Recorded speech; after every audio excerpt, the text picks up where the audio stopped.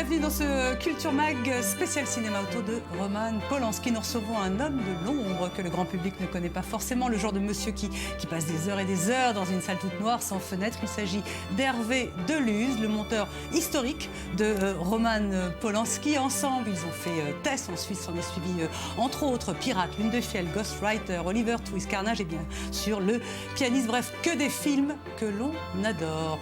Hervé Deluz, merci de nous accorder un petit peu de votre temps avec vous, si vous le voulez bien. On parlera bien évidemment de Roman Polanski, on parlera de son cinéma, de sa façon de travailler, de ses heures passées en montage, et puis aussi on parlera de vos autres réalisateurs fétiches, notamment Claude Berry, Agnès Jaoui, Atik Raimi, Desplechin, bref, toute cette génération nouvelle qu'on adore. On est vraiment content de vous recevoir. Bah oui, parce que vous avez fait que des films qu'on aime. Voilà. Alors ça, c'était pour le sommaire. Merci beaucoup, Hervé Deluz, d'être sur ce plateau. Vous êtes venu en Israël honorer un hommage à Roman Polanski et la Cinémathèque de Jérusalem. C'est oui. L'Institut polonais qui vous a fait venir pour, entre autres, Le Pianiste. Je voudrais, Hervé, avant qu'on papote cinéma, je voudrais savoir quel est le lien que la Pologne entretient avec Roman Polanski et pourquoi vous avoir fait venir, vous, Français, ici. Quel est le lien entre tout ça? Je pense qu'il lui-même entretient un lien très fort avec son pays, surtout récemment. Enfin, c'est venu et il a eu cette envie de témoigner de cette période, à un moment donné, de faire un film sur cette période, qui l'a amené à retourner en Pologne, tout d'un coup, des années après Le Couteau dans l'eau. Donc c'était quelque chose de très important pour lui d'aller là-bas et de tourner avec une équipe polonaise. Alors, vous avez été donc à Jérusalem. C'est votre première visite en Israël? C'est ma première visite en Israël, oui. Et à Jérusalem? Et à Jérusalem, oui. Voilà, une émotion. Mais c'est extrêmement émouvant, mais en même temps, j'ai le temps de rien visiter du tout, parce que je cours partout, voilà. Bon, et alors donc à Jérusalem, à la Cinémathèque, vous avez montré Le Pianiste. Comment s'est passée cette projection? Comment ont réagi les gens? Qu'est-ce qu'ils sont venus vous dire après, avant? Les gens sont particulièrement émus. J'ai vu énormément de gens qui l'avaient vu 5 ou 6 fois, enfin, qui m'ont dit à chaque fois je pleure, c'est un film qui me touche. Les gens ont l'air de dire que c'est le plus beau film sur cette période qui n'a jamais été réalisé. Et effectivement, je pense que tout l'effort de Roman, c'était de témoigner d'une façon très sincère et très simple de ce qu'il avait vécu et de l'horreur qu'il avait subie, quoi. Enfin. C'est un film extraordinaire pour lequel vous avez reçu des prix. Le film lui-même a eu l'Aigle, je crois, en Pologne, qui est l'équivalent du César. Oui. Vous avez été nominé aux Oscars pour ce film. Vous avez reçu un César pour ce film.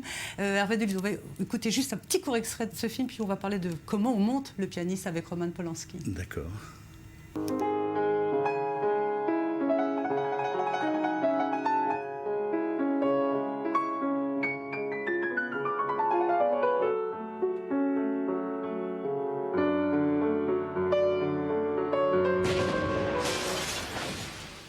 C'est extraordinaire, ce film, il est extraordinaire. Comment on donne un rythme à un film comme Le Pianiste? Est-ce que c'est la musique de Chopin? Qu'est-ce que vous avez fait sur ce film? Il y avait pas mal de choses. C'est vrai que la musique de Chopin est très importante parce que Spielmann, le héros du bouquin, enfin, était un passionné de Chopin. C'était vraiment son dieu, donc il jouait du Chopin tout le temps. Et donc là, on avait même un pianiste qui interprétait à la place d'Adrien Brody, qui pouvait pas. C'est quand même extrêmement dur à jouer du Chopin.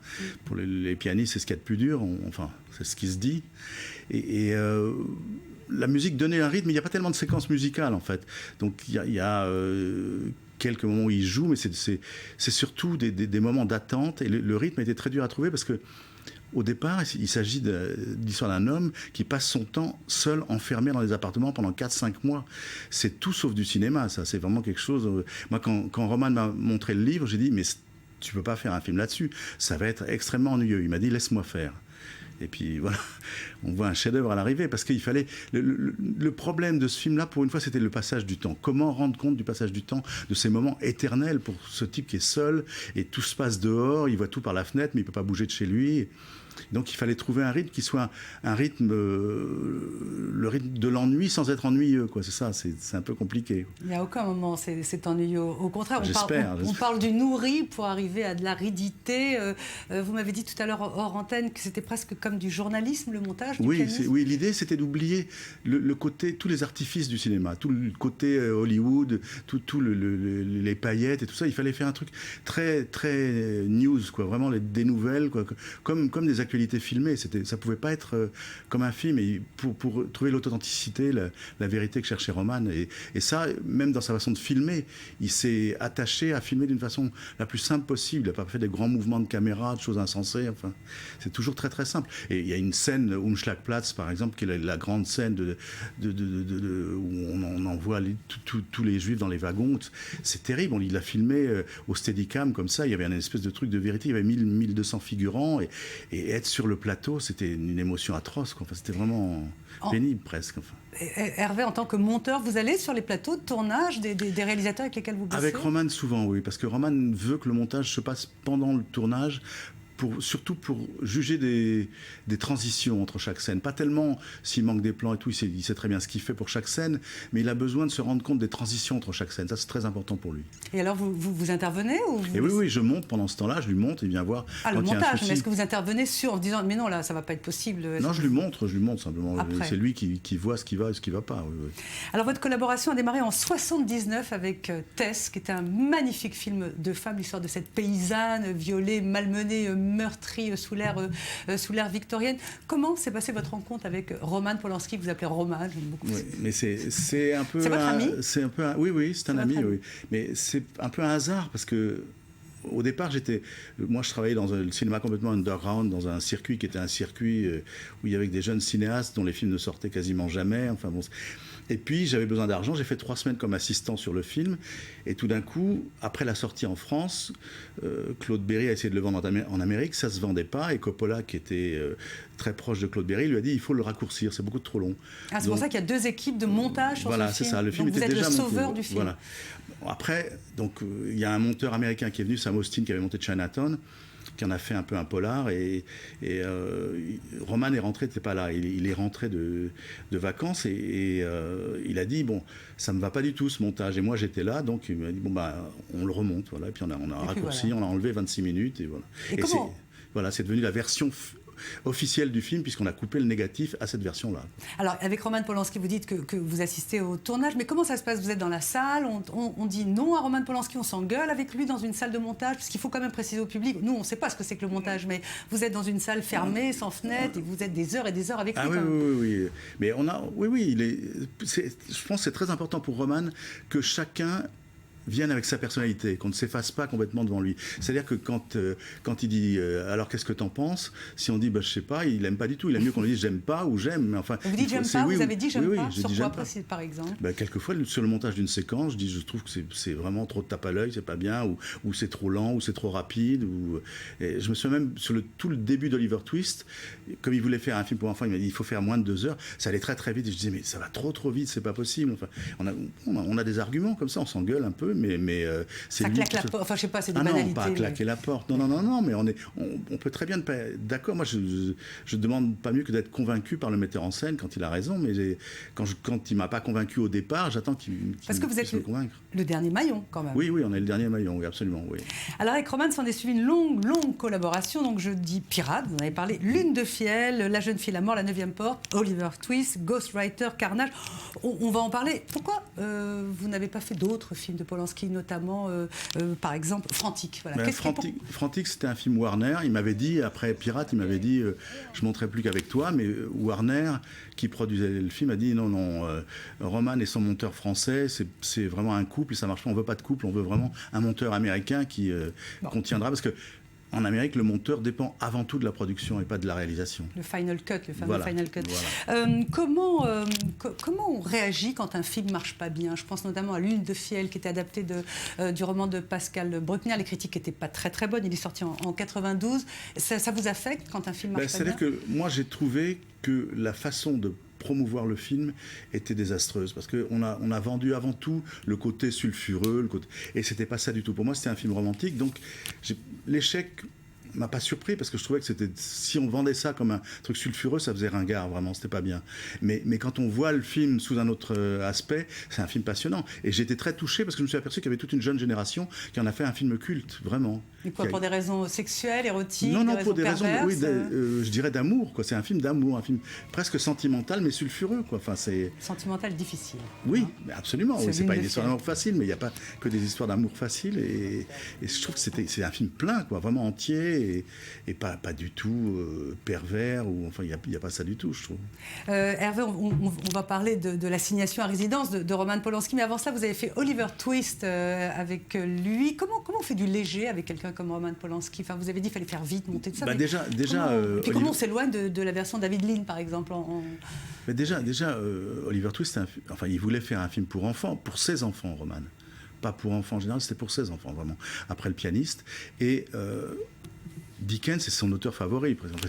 Et je pense que Dickens, c'est quelqu'un qui est assez proche de Roman dans la vision des choses. Il a un regard d'enfant sur les adultes.